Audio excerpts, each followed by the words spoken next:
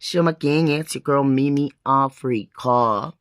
Monday morning thing, week 4 of Love Unpacked.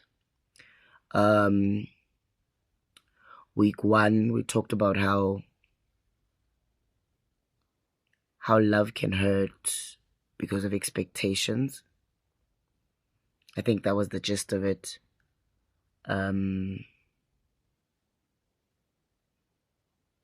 Week 2 we talked about boundaries. Now, if you want to love for the long haul, you need to make sure you set and respect boundaries. Because if you love someone, you don't want to violate them. Week 3, we talked about how we disempower people by enabling them. I disempower people by enabling them, and overdoing things that people can do for themselves. And then they turn around and they hate you when you try to fix them because you let them be like this all along. So now you look like the bad person. This week, I want to talk about something. I don't understand why love is such a beautiful concept. It's such a beautiful thing, but this topic is heavy for me.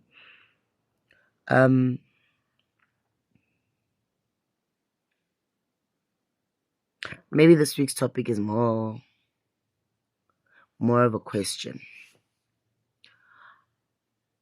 When is enough enough? When is enough enough? I speak from a point of, I'm in a season of I've built a gang. No, not gang, but like I've built a couple of what looks like solid relationships that look like they're long term and they're for the long haul. And for the new ones, I was talking about investing time, investing energy in learning the other person and how you guys can grow together. And they look like relationships that are for the long haul, those ones. At the moment, they're enriching me. They're helping me grow. They're watering me. They're restoring me.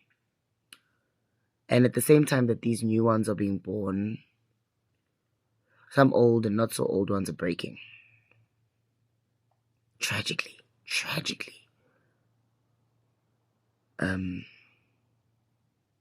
So I want to know where cutoff is.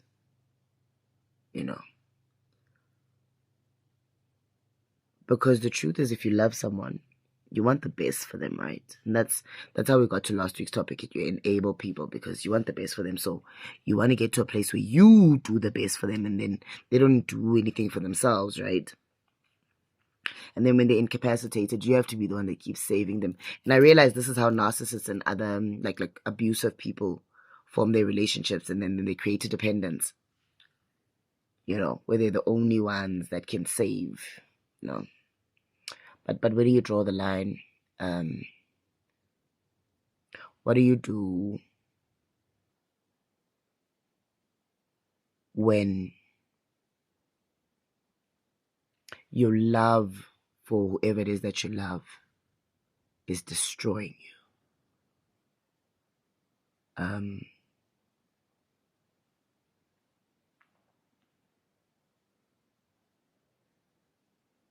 What do you do when your act of loving whoever you're loving? Okay, I've been using examples. I have gang examples. That's why I knew that 4 weeks is. That's why I realized last week that 4 weeks is not enough for this topic. So there's a person in my life, right? I love them dearly. Dearly. I love them with all of me. I love them with these dreadlocks and these eyebrows. I love this person. And I used to believe that I would go to the end and back for this person. I used to believe that I would give and lay my life for this person. And in many ways and forms I have. But it's never been reciprocated in a way that I understand. It's never been reciprocated in a way that's comforting to me. It's never been reciprocated. I don't want to say it's never been reciprocated at all, but I don't think it's been reciprocated in a way that I could receive and feel embrace. Almost at every corner and chance that it could be thrown in my face, I feel like it has been gaslighting, manipulation, dirty things, and because I chose to see this person the way I chose to see them, I knew the faults, but I refused to acknowledge them. And I loved in spite of the repeated stabbings and the repeated sabotage and the repeated gaslighting, the downright disrespect. And I soldiered on, and I loved in spite of. But I'm at a place now where I'm at risk of undoing a lot of the personal work that I've done. Some of it I've shared here. I think back in the times of Monday morning thing, I was sharing my journey. my journey towards wholeness. And so I'm at a place where when I look at my progress concerning life, this relationship, this particular love relationship, is undoing a lot of that work that I've put together. My mental health journey and awareness and started about 7 years ago, maybe 7.5 years ago. And my recovery, abstinence from alcohol, started also 7 years ago. So 7 years ago, I made life-changing decisions, and I've had to maintain them consistently on a daily basis, sometimes on a minute-to-minute basis, to get to a place where I'm more whole. I'm at a place right now where my self-value and my self-worth are at a place where they've never been like this before, And this didn't happen by osmosis. It didn't happen automatically. I worked to get to a place where I know my value, I know my talents, I know what I come with, And I'm at a place where almost no one can make me demean, what I've built around my self-worth. But this particular relationship,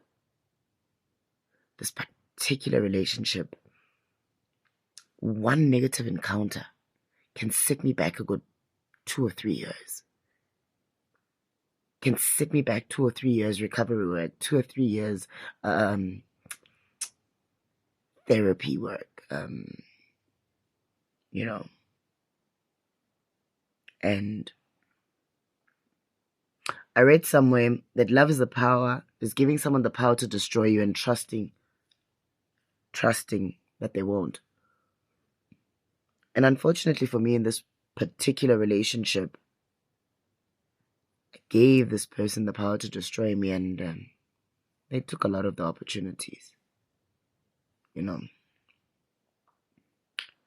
and to destroy me. And I'm at a place now where it almost doesn't matter whether they are aware or not, because in some instances I'm very sure that they are aware that they're destroying me, and in some instances they seem oblivious, and I don't know if that's intentional or that's the manipulation. I actually don't care at this point, but I care. I'm hurt. But I'm at a point where I need to remove myself right now. I need to remove myself from the toxicity to save myself.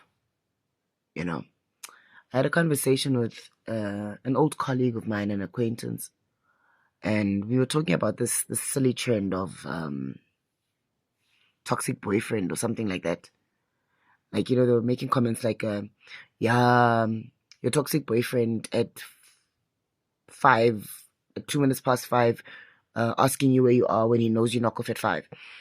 And I was like, no, this trend is disgusting because this is people's lives, And we got into depth about that. And he was talking about how the trend is probably awareness for some people so that they don't fall into the trap. But where I'm sitting right now, I've never been in a physically abusive relationship, right? But I've been in many emotionally abusive relationships. And I'm at a place where, I don't know, maybe I've just been through so much pain that I can now identify, And look, I'm not minimizing what GBV people go through and those people go through. I I want to call myself an ally, but I'm so supportive of the support of the protection of abused people, because now I understand to a certain extent how that stuff can break your being. Right? So, how do you pull yourself away from a relationship that you know is destroying you when you also know that pulling yourself away from that relationship will destroy you? I'm so confused. But I'm also convinced that I can't stay in it, And I don't know if you've noticed that in all of the in all of the other videos I've put in, I haven't mentioned what kind of relationships they are, and there's a reason, because I want to leave it open. And then I think there's a danger when we think that every time we talk about relationships, we're talking about sexual relationships, intimate relationships between men, women, or men and men, or romantic relationships. To put it right, all relationships are complex, and that's why I don't want to go into, oh, no, this was my boyfriend, or this was my boss, or because a relationship is a universal structure. It's a universal, I'll call it an institution. Everywhere you go into, you form relationships. So what do you guys do this week? I don't think I have too much insight, but I have questions. I've been asking for a long time, and look, I'm struggling to get to the answers. What do you do when you realize that your love for someone, one, like last week we were talking, has destroyed them? Two, is destroying you? And three, removing yourself from that relationship is also going to destroy you. What do you do? Yeah, I didn't reach last week's target. The video ended, I think, at 12 minutes. But this week, this is what we're talking about and thinking about. I think at the end of every video that I've done up until this point, is the last line is always, let's heal. So I'm in a gruesome process where I'm having to pull out bullets and then clean stab wounds and stitch myself,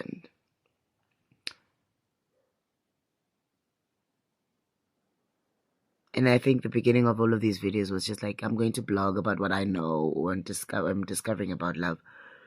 But let's call this a love vlog. I'm in a process of healing, and what these videos do is allow me to share my insight